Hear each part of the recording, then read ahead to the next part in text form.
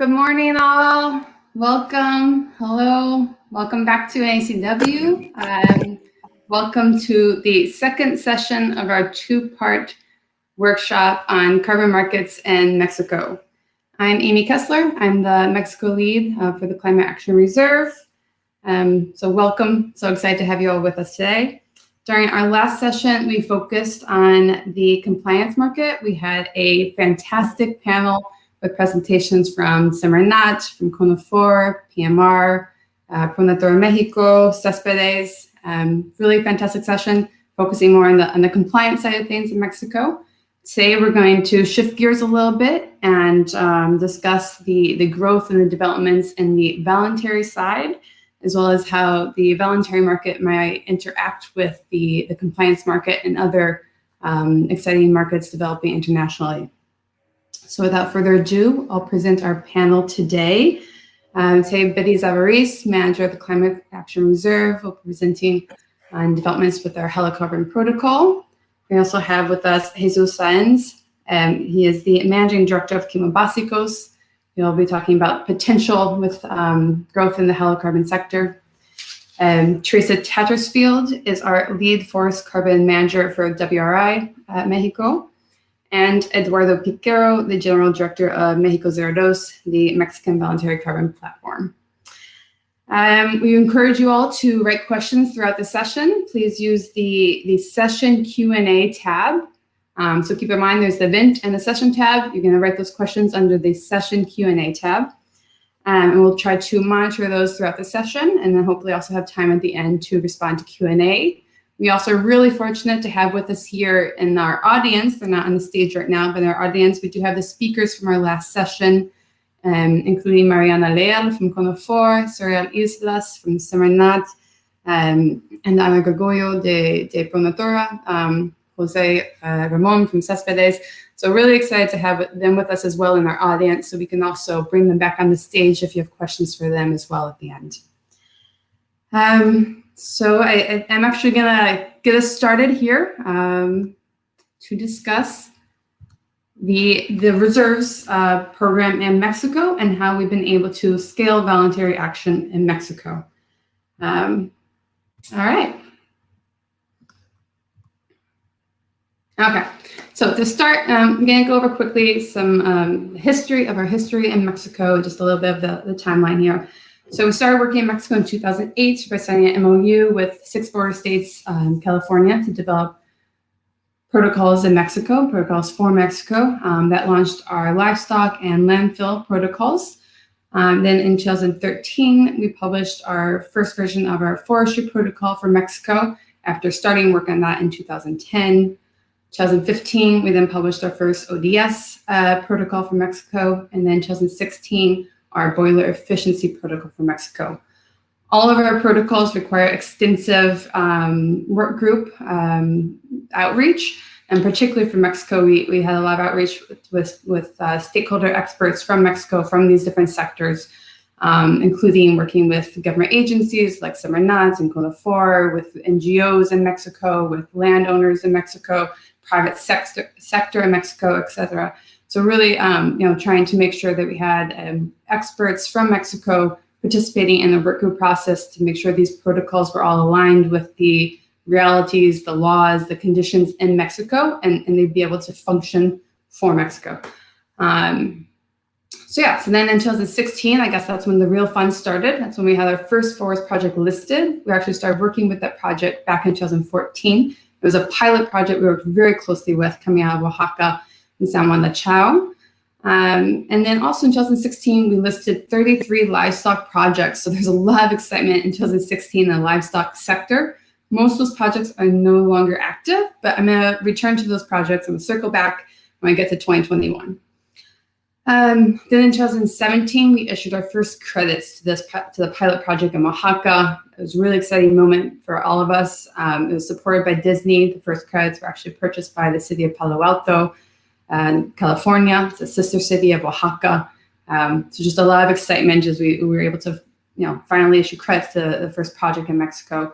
And then that really led to a boom in growth after that. One success story can really help to grow things. So in 2018, we tried to kind of replicate the pilot project model with our landfill project. So we worked very closely with the landfill project, La Preservancia Biogas in Morelos, and we were able to issue credits to that pilot project for the landfill protocol. And then also in 2018, had our first urban forest project. So this was it's actually a Hilo project, but within the city limits of Mexico City. It was supported by the Secretary of Environment of Mexico City, Tanya Mueller at the time. And it was really exciting because it's a forest project within the city limits. So it was quite a exciting project as well. We gave a lot of trainings from 2016 to 2019. So we provided over 15 trainings, mostly in person, in various states all throughout the country in Mexico, going to Chihuahua, to Jalisco, to Mexico City, all over Puebla, etc. Trained over 50 different project owners and project developers and 4 verification bodies. So we really tried to work hard to build capacity within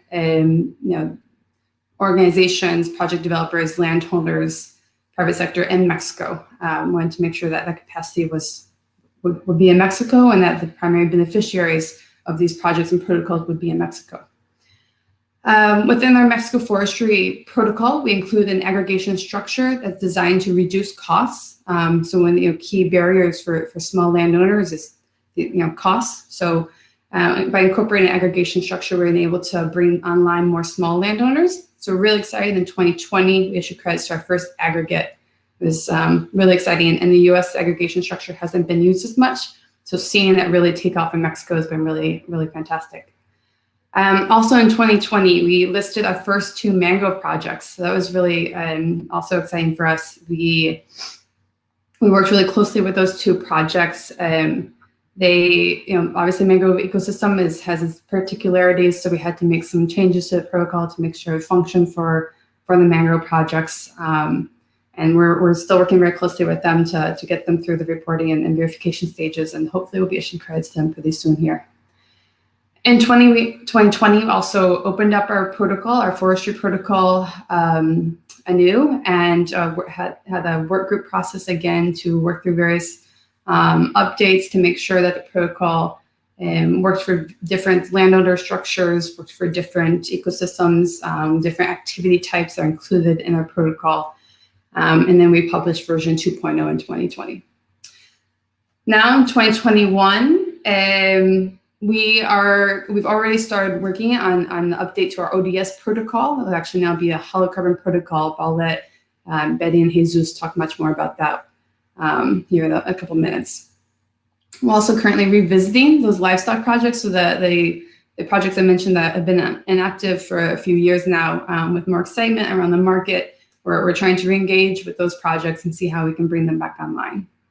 And we're also exploring an update again to our Mexico Forest Protocol here to in part learn from the experience that we have with the mangrove projects, in particular, make sure that our protocol really functions well for those ecosystems, as well as to account or incorporate new advances in technology and other really innovative ideas to facilitate project development and verification. It's a lot of information there, but wanted to provide the context for how long we've been working in Mexico and all that we've done to really try and grow the program. And so now we have 67 projects in total in Mexico, and Mexico is such a huge country. Even having 67 projects on the map, it still looks so scarce. But really, it's been really exciting to build the project and build all those projects throughout the country. I believe it's within 7 different states in total. Primarily Mexico forestry projects. We have 65 projects listed and registered on the forestry side, really hoping to increase our numbers in the landfill and livestock side, and also with our Halocarbon update, we're hoping to bring on board some more projects on that side as well. So to date, we've issued about 275,000 credits to the Mexican projects. But we still have many projects that haven't yet been registered. They've only been listed. And then this map also doesn't show all the projects that are in the works, that are in development, but haven't yet listed. So I think there's at least 25 projects that aren't on the map, but have already started some phase of development. Just want to talk a moment about what then we think has worked in Mexico, what's led to being able to scale these projects in Mexico. I talked a little bit about the pilot project model. I think that's been really successful, working very closely, very hands-on with 1 or 2 projects with each protocol. It's really key for not only helping them get the project through the door, but also for us to be able to learn from implementation and to kind of road test these protocols to make sure they're actually going to function in the field, function on the ground. So I think that the pilot project structures or model has been really critical for that. We also find that standardization, standardized tools is really key to keep the costs down, and particularly for Mexico, in order to bring more projects online. It's been really important to provide these standardized quantification and verification tools. It also helps to reduce the technological burden of project development and verification. So be able to really have the community or Hilo or project developers in Mexico be able to participate and to be the primary beneficiaries of these projects. We provide so many trainings. I think that's really cool. We provide so many trainings in person and then remote. We also really developed this training of trainers model. So I think that's been really important this past year in particular, because we had already trained people in Mexico in this past year, since we weren't able to go in person. That was really helpful because there's already the capacity there for other organizations, for other entities to continue to train new project developers, new landowners. Of course, outreach to stakeholders is really critical. Really nothing can happen if the stakeholders aren't engaged and are on board. So that's really been an important step. And that also has enabled us to ensure that these protocols are adapted to the regional context. But it's not just the protocols that we've had to adapt. We've also had to adapt programmatic policies, so to make sure that they fit the regional context. So these are like really exciting things like insurance policies, requirements for verification bodies. Very, very exciting topics. But we really have to make sure at large that our program works for the regional context, not just the protocols. And I think the last piece is also really important for being able to scale. So I talked a little bit about how through the pilot project, we can learn through the pilot project and road test these protocols. So it's really key that we have processes that are efficient for allowing updates to protocols. There's always going to be new data, new scientific research, new technology, and we have to build in mechanisms to efficiently update protocols to enable more projects to come online. But it's not, we can't just make those updates in a vacuum. We, of course, have to do it in an inclusive manner. So that's kind of always the battle there, the efficiency and the inclusivity. So you have to develop mechanisms that both can be efficient, but also can, engage with those stakeholders again and make sure these updates and protocols are going to function in the field, they're going to function on the ground. All right, one last slide for me then. The Reserve, just this past year, we launched this Sustainable Development Goals reporting tool. So this is a really efficient means for project developers to report on their SDGs, their contributions to the SDGs in a transparent manner, and that we then review those and we approve the reporting to the SDGs. And then the projects can be tagged with being compliant for reporting to SDGs and compliant for CORSIA. So this is really particularly exciting for the projects in Mexico. I think we already have 10 projects that have already completed this reporting, already tagged with being compliant for CORSIA. But just to note, that these protocols and projects are eligible for CORSIA as long as they complete this SDG reporting tool, and then they get tagged as being compliant for CORSIA. So I think particularly these projects in Mexico are already really excited about that addition too. All right, so we'll be saving questions for the end. So I'm now going to hand it over to Jesus Sáenz, the General Director of Quimo Básicos, so he can talk us through more of the Halocarbon sector and really new exciting updates in that sector. Okay, thank you, Amy. Well, good morning or afternoon to everyone, depending on where you are. I'm going to make a brief presentation or introduction of the potential we see for the Halocarbon Protocol for Mexico. Can we go to the next slide, please?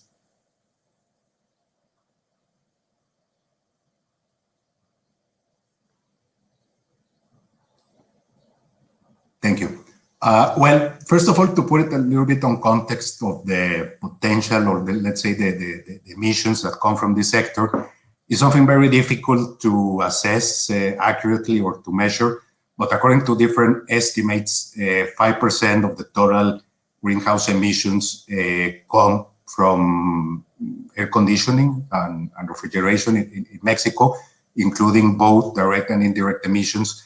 And then of those numbers, approximately 2/3, 70%, comes from the use of electricity, and the rest, another third, comes from leakages and so on of the gases used in refrigeration. So approximately 10 million tons of CO2 equivalent.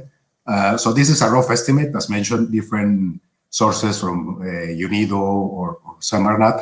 As mentioned, this is difficult to measure, but this is, let's say, an educated guess. Can we go to the next one, please? Now, talking a little bit of the evolution of the F-gases or halocarbons in Mexico.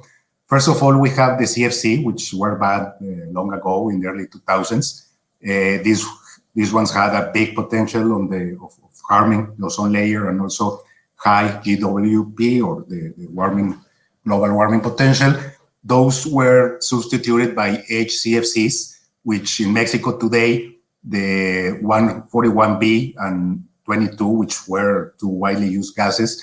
141B is already on its way out. There are very limited applications now, and it is expected to come almost to nothing in the next couple of years. And 22, which is widely used in air conditioning and refrigeration, there is still a lot of equipment, so that is already being phased out with a final date in 2030. So that is the last one of the HCFCs. Then came the HFCs. In these gases, as you see there in the bottom, we have a number of different products. These gases are approximately 80 to 85% of the gases imported or used in Mexico. There are applications for everything. I mean, for mobile air conditioning, refrigeration, also residential and commercial air conditioning. These gases do not harm the ozone layer, but still have a high GWP, as you see there, starting from 1,000 and up. And then, let's say the newer generation of gases, the HFOs, hydrofluoroolefins, these ones do not harm the ozone layer, and also their global warming potential is very limited, it's less than 1. These are gases that were introduced to the market recently. Today, they account in Mexico probably for 7 to 10% of the total consumption.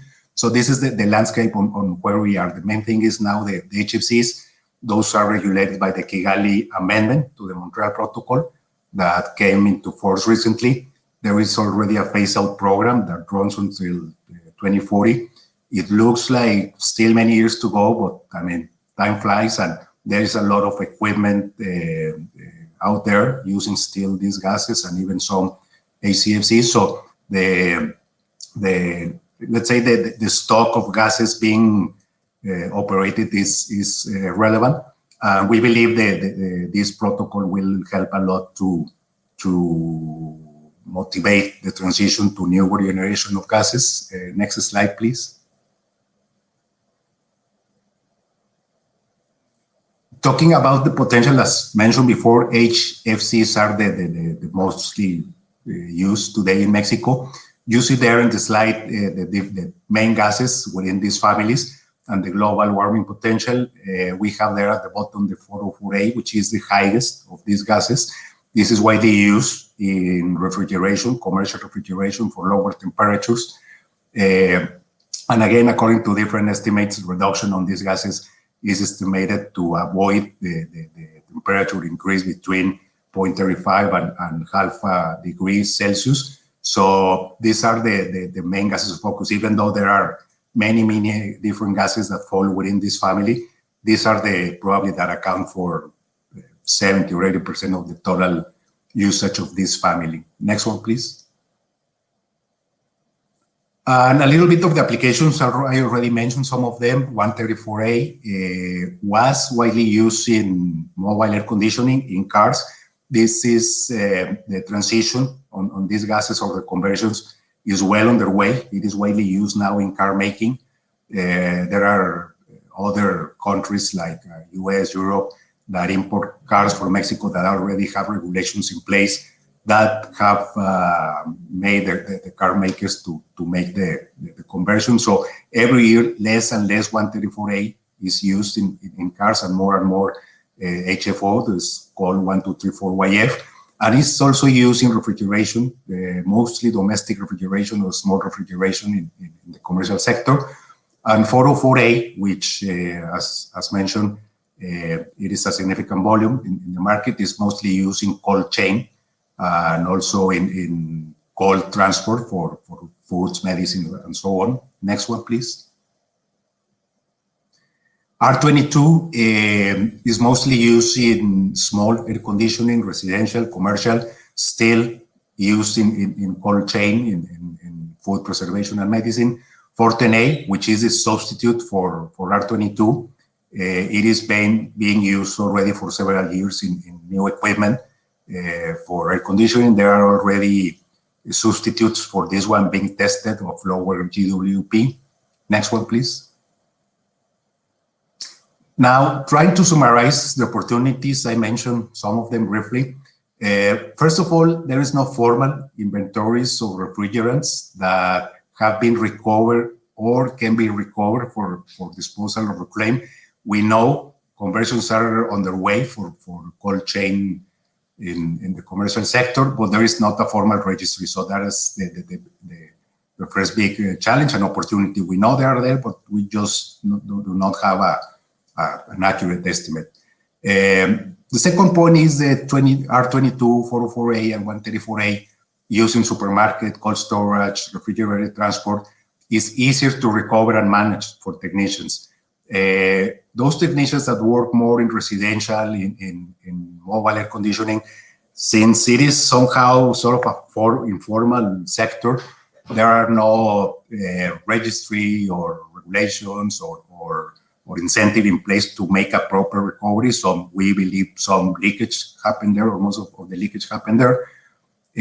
Also, as mentioned, R404A is the highest GWP among the gases widely used today. There are already efforts well underway to retrofit in cold chain, supermarkets, and so on to environmentally friendly refrigerant, mostly blends with hydrofluoroolefins. So the effort is already in place. The market is already very, very aware of the benefits and the new products are out there in the market.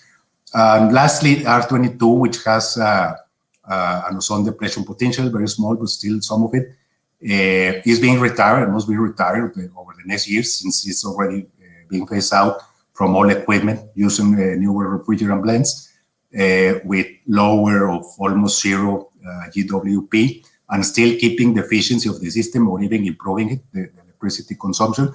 So these are the main opportunities that we see.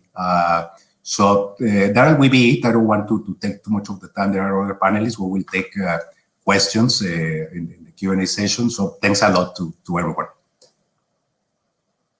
Thank you, Jesus. That was really great hearing the different refrigerants, the important refrigerants in Mexico, and the opportunities that those have for the offset world.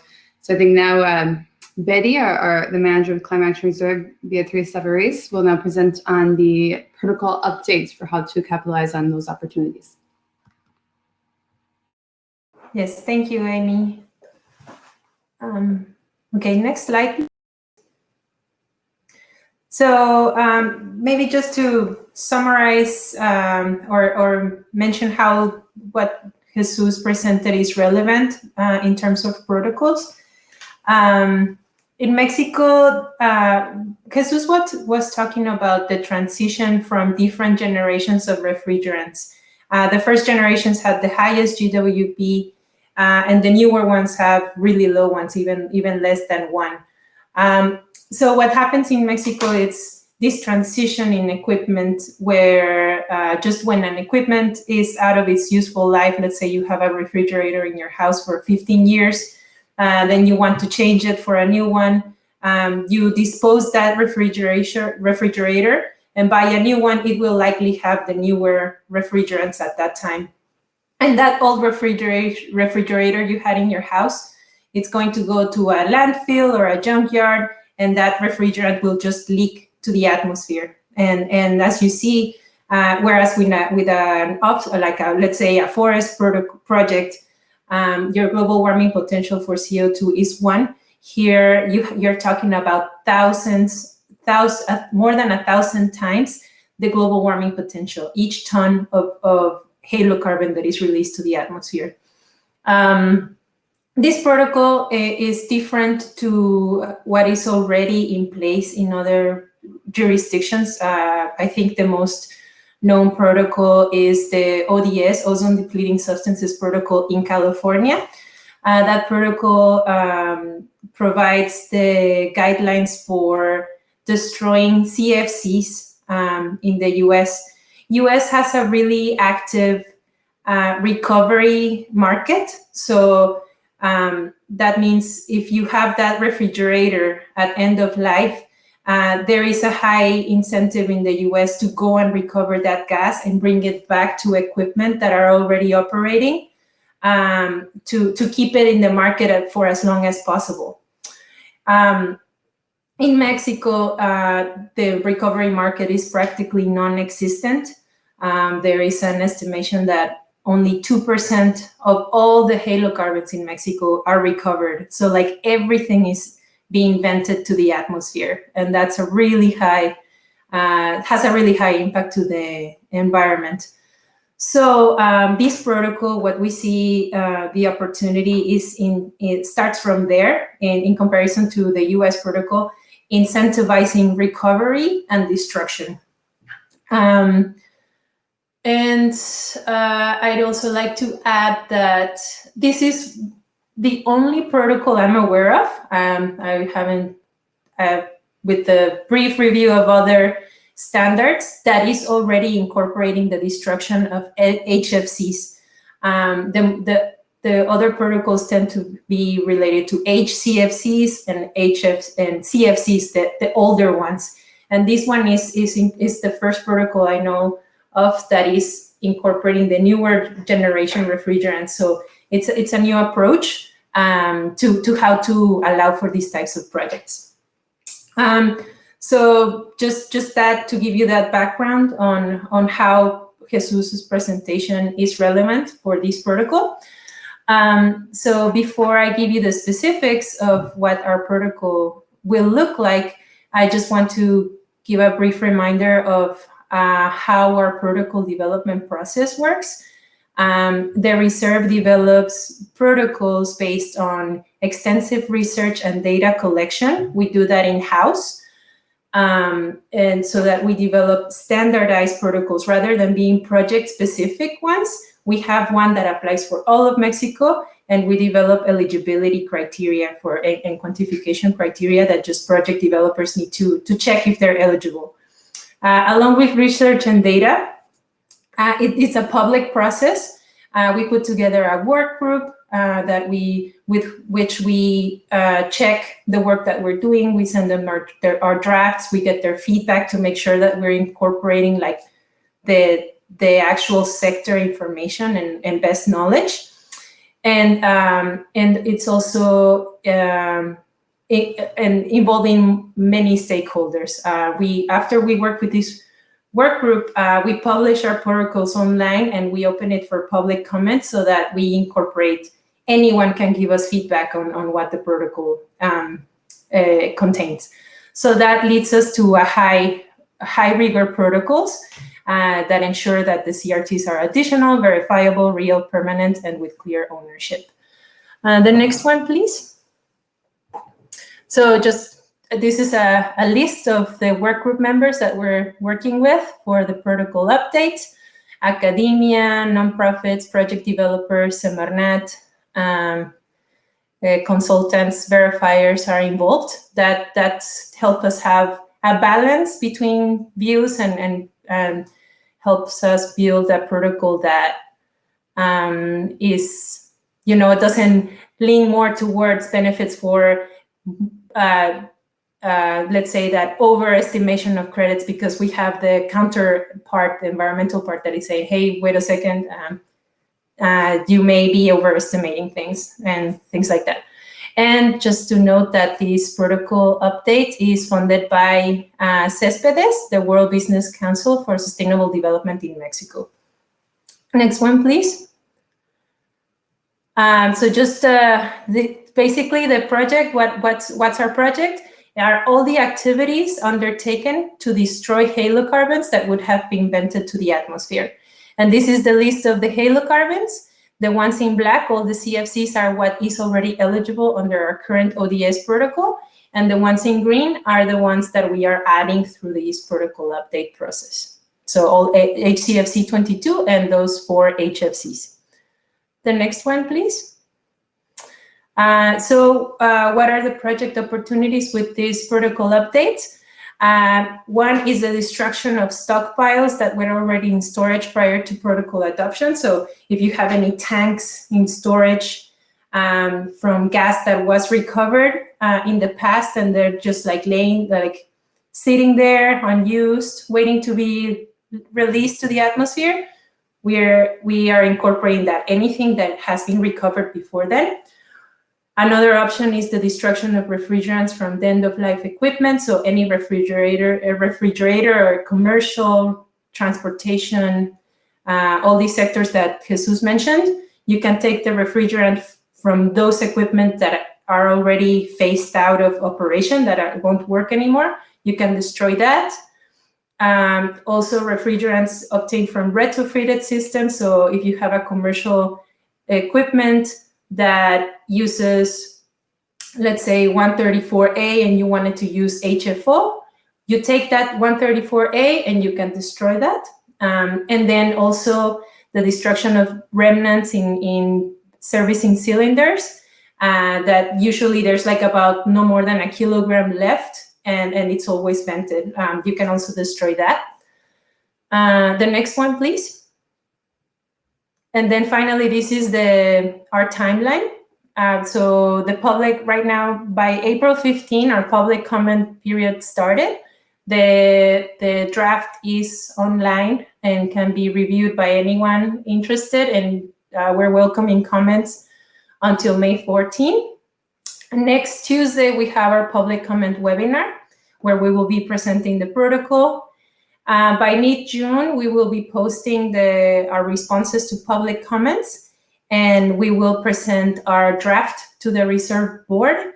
And if approved, the day after this board meeting, the protocol will be adopted, and projects can be submitted by that time. With that, next, please. That's my presentation.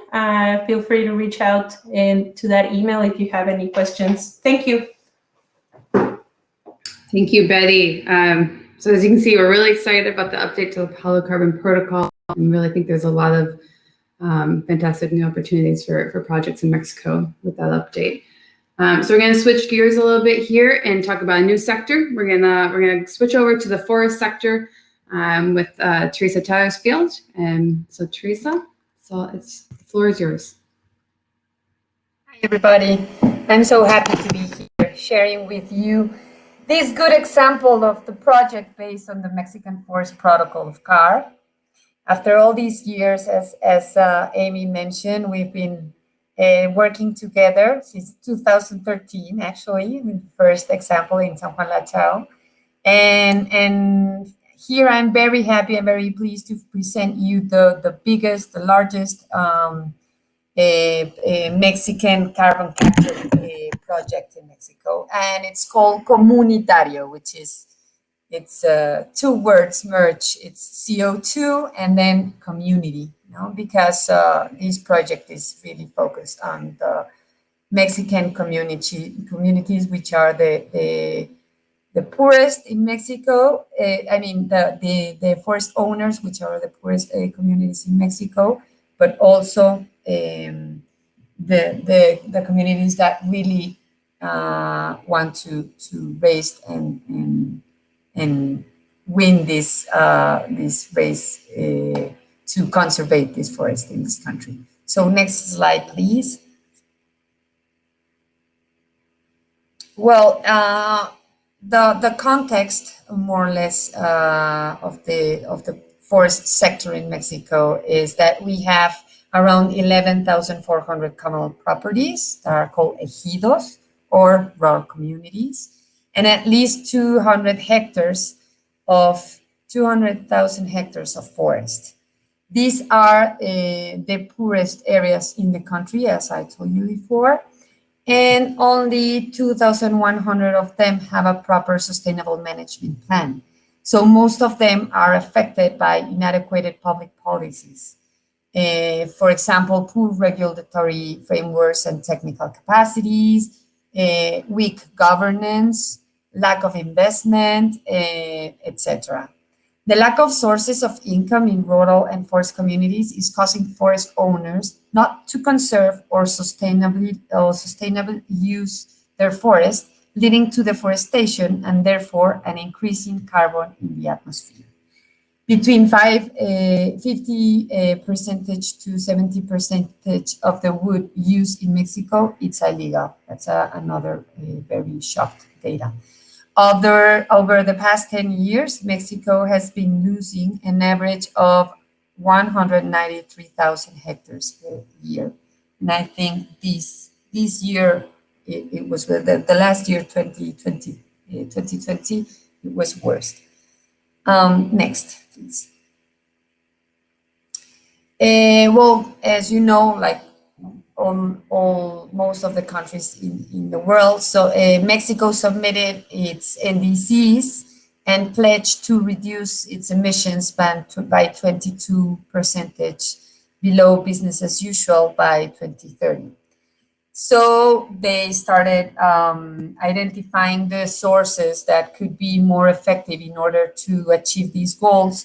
And they found that forestry projects could help to achieve this target by not only removing carbon and storing their biomass, but generating economic, environmental, and social benefits for the forest owners. Natural climate solutions can provide 37% of the cost-effective GHG mitigation that will be required for the 2030. Next, please. So, taking into account all this data and all this situation of the land in Mexico, we decided to design the largest carbon capture project in the country, creating technical, institutional, financial, and political conditions for raise the value of the Mexican forest using market mechanisms. This project is called Communitarian.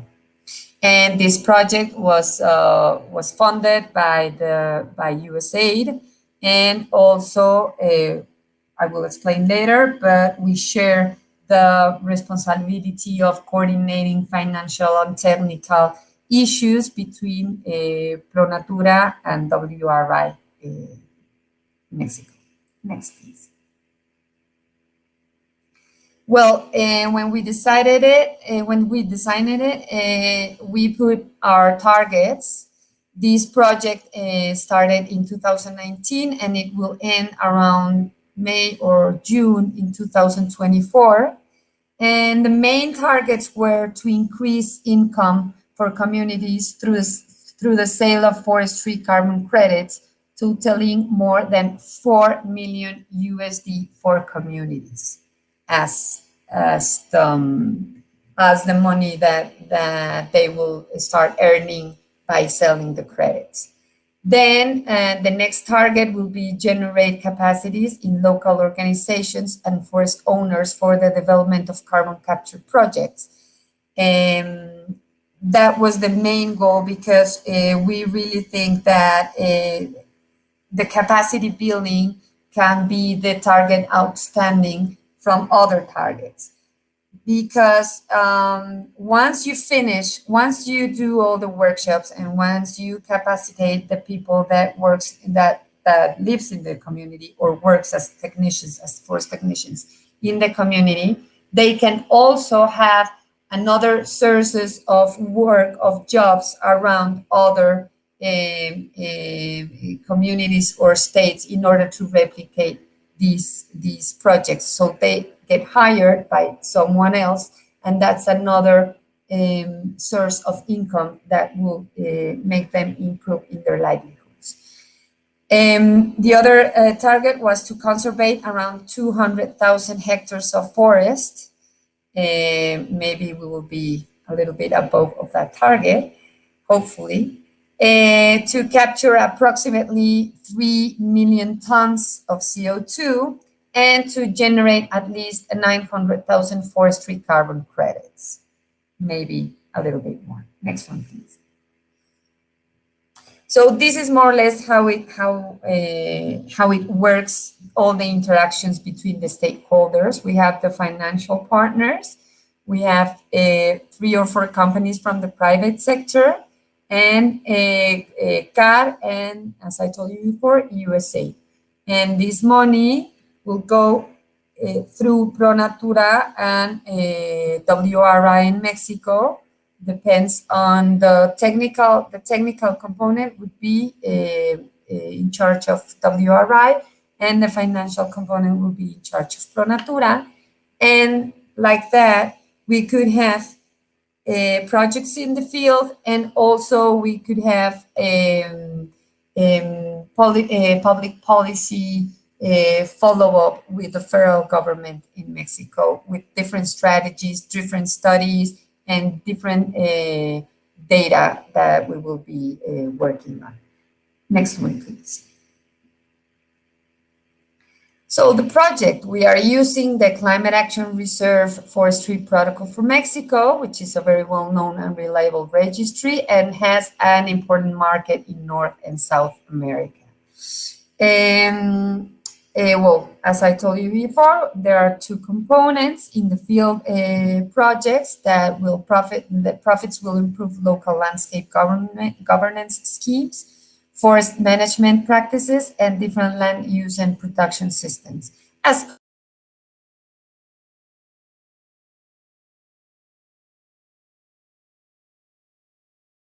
and build capacities amongst to participate in the voluntary and compulsory markets. And also we have the second component, which is support the creation of public policy as norms, laws, protocols, and institutions that will facilitate the creation of implementation of the new regulated market in Mexico for forestry offsets. That will be the second one. Next slide, please.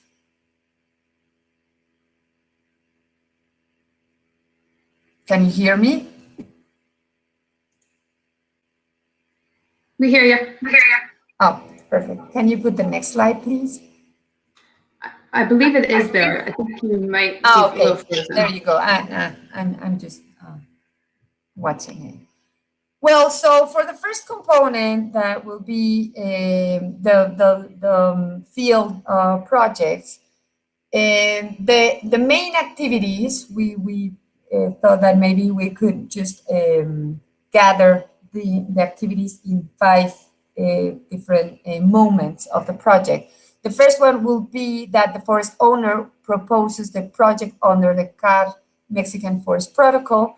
The second, they commit to maintaining the project for at least 30 years. There are many things to sign among this activity, many documents that will be prepared in order to comply this compromise. Then carry out activities that increase carbon capture in the forest. Then carry out the forestry inventory to measure the CO2 capture and submit to CAR. And then finally verify the project with a verifying organism and emit the CRTs. And also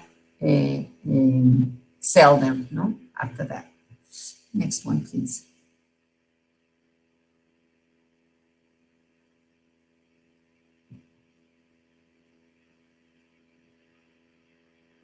Can you put the next slide?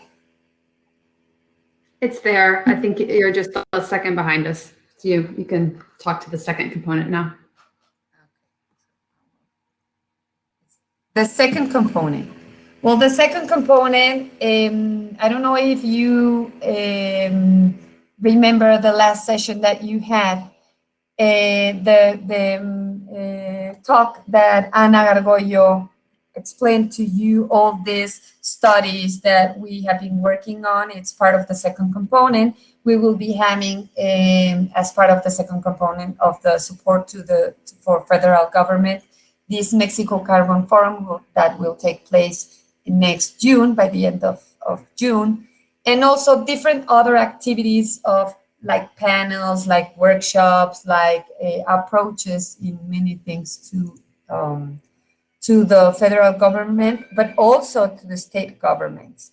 So that will be the activities of our second component, but you already know that for our last session. Next slide, please. Okay, so this is the map where you can find the projects that we are working on since 2019. We divided in phases the project. We are working in the second phase right now. We started first with Veracruz, Mexico, Hidalgo, and Oaxaca, and then in phase 2, we add Durango, Campeche, Quintana Roo, also other part of Oaxaca, the southern, and also Veracruz decided to add more hectares into the project, to their project. So we are growing, and our goal would be to have around 250 hectares by May 2024, and to have maybe add 2 or 3 more key states in the country. Next one, please.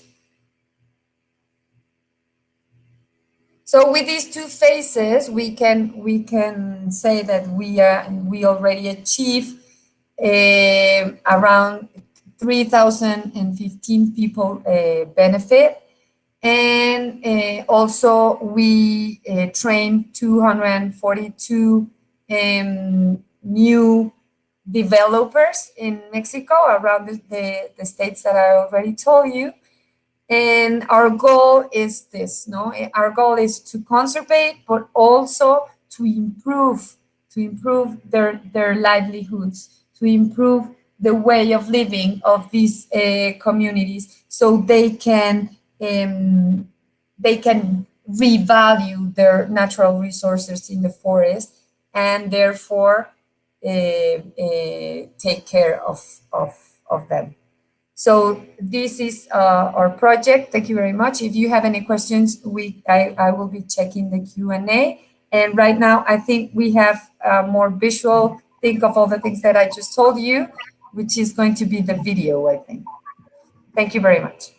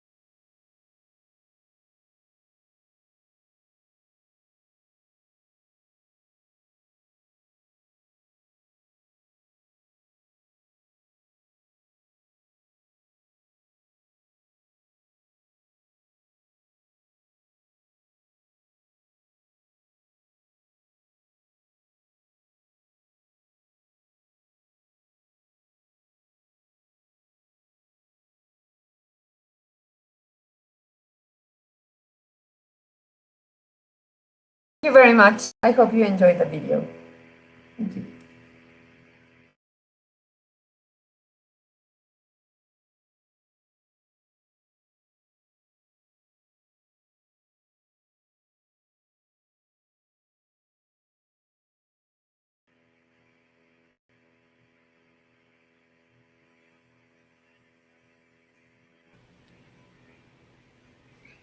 You have your mic off. Maybe you can go on, Eduardo? Perfect. Thank you. Thank you Yeah. very much. And thank you, Amy. Yes, I'm sorry for that. Well, I'm Eduardo Piquero from Mexico CO2. I think I know many of the attendants. Big hi to all of you in the US and Mexico. I have a very short presentation on what's going on in Mexico and what will happen in the future on the interaction between the voluntary and a compulsory market that we have in Mexico as well. As you guys know, from January 2020, we are under a cap and trade, unfortunately, and it's a pilot phase. And that pilot will go on until 2023. So a couple of things are going on in Mexico. And what we see from Mexico CO2 is many events happening at the very same time. Let me open my presentation. I do have it here. If you guys happen to have it, please start sharing it. But it's just a couple of bullets. The problem that we have right now is that we have the voluntary market transitioning into a compliance market. And it's happening really very fast.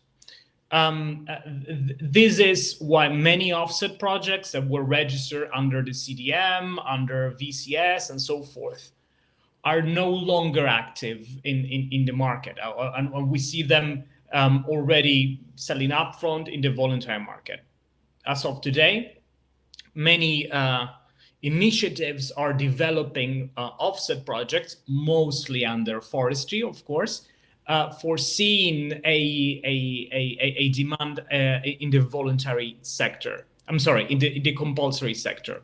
And that is happening also very, very, very swiftly. We know of a couple of companies already buying upfront in light of the upcoming protocols for Mexico. Mexico is currently developing three different protocols, as we were mentioning during last session, for methane, for forestry, and for transport. So these are the three sectors which are to be the offer for the compliant entities. It is also happening at the very same time that Mexico is discussing a likely fiscal reform that would include, thankfully, a revisiting of the Mexico carbon tax that, as you guys may remember, it should have been possible to cover with offsets. That was never the case. That was never operational. And we expect to see something over there by the end of this year. So with this revision, we expect that the offsetting mechanism would be operational. We don't know how, but we expect that to happen. We know that the Mexican Ministry of Finance is working on that, and the proposal for a fiscal reform in Mexico may include that provision. We still don't know how that proposal would be. That could even be a law, or that could be what we call in Mexico miscelánea, that's a secondary regulation that does not require the same level of discussion as a law. We do know, of course, that many airlines have been, not many, all airlines have been hit by COVID-19. We expected this 2021 to be the year of CORSIA. That I think that won't be the case. They are looking for projects throughout the country. As of today, we can guarantee that there have been no transactions foreseeing that demand in the short period of time that comes after 2021. We expect that to happen, but still, that demand is kind of frozen.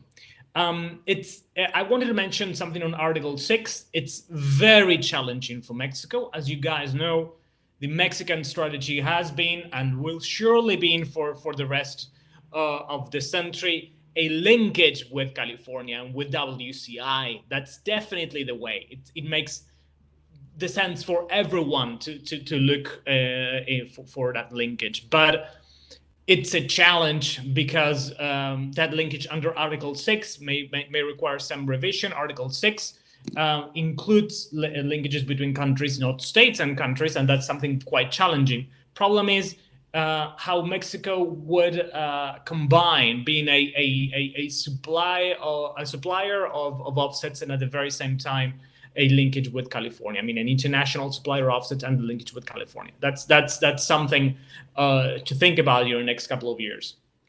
I've already mentioned the protocols, and I wanted to mention the size of the market. The pilot phase includes that 10% of the obligations could be submitted with offsets. That means more or less 27 million offsets per year for Mexico. But remember, please, if all Mexican projects register under the CDM, VCS, and CAR would be working at the very same time and issuing credits exactly a year after they have monitored and they experience no delays, that would mean that Mexico would generate around 5 to 6 million offsets. So that leaves a huge number of credits that could be developed in Mexico and could be provided to covered entities. So that's the size of the market that we'll be looking into. I know that we're very short of time, so I'd like to thank you all for your attention and give it back to Amy. Thank you very much. You're back. Welcome. Yes, I'm back. Thank you. My apologies. Always something. I think maybe we have time for one question. We have a question here from Paula del Rio. And I think Teresa, this is going to be for you. What is the relevance of the zero net deforestation rate in Mexico from 2030 for the Communitarian project? What is the relevance of right now well, the thing is that these kind of projects would like to attack these, to reverse that rate of deforestation. The thing is that these, as I told you before, these force the value for the forest owners and their land and their forest.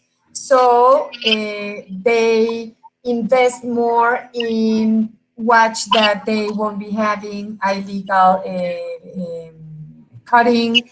They will be doing all the activities in order not to have fires, for example. I mean, to conserve and to stop in many ways that deforestation rate.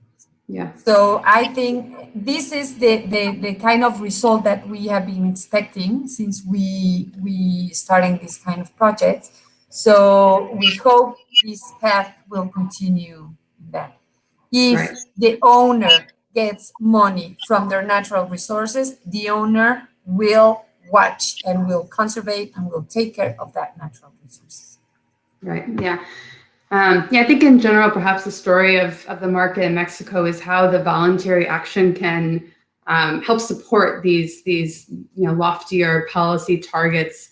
So all the work that Communitarian has done, all the voluntary projects that are already in place, that's already working to support that goal of net deforestation for 2030. So really can go hand in hand. The voluntary helps to build and support up the compliance. So that's definitely what we're hoping to see with the ETS as well. And I think overall that's the goal here. So I think with that is our time today. I really want to thank our panelists, Betty, Jesus, Teresa, Eduardo. Thank you so very much. And thank you to our panelists from the prior session. My apologies, we didn't have time to bring you back all on, but Suriel, Mariana, Ana, thank you. Jose Ramon, thank you so much. Have a great rest of NACW. Thank you. You too. Gracias from Mexico. Thank you. Bye-bye, everyone. Thank you.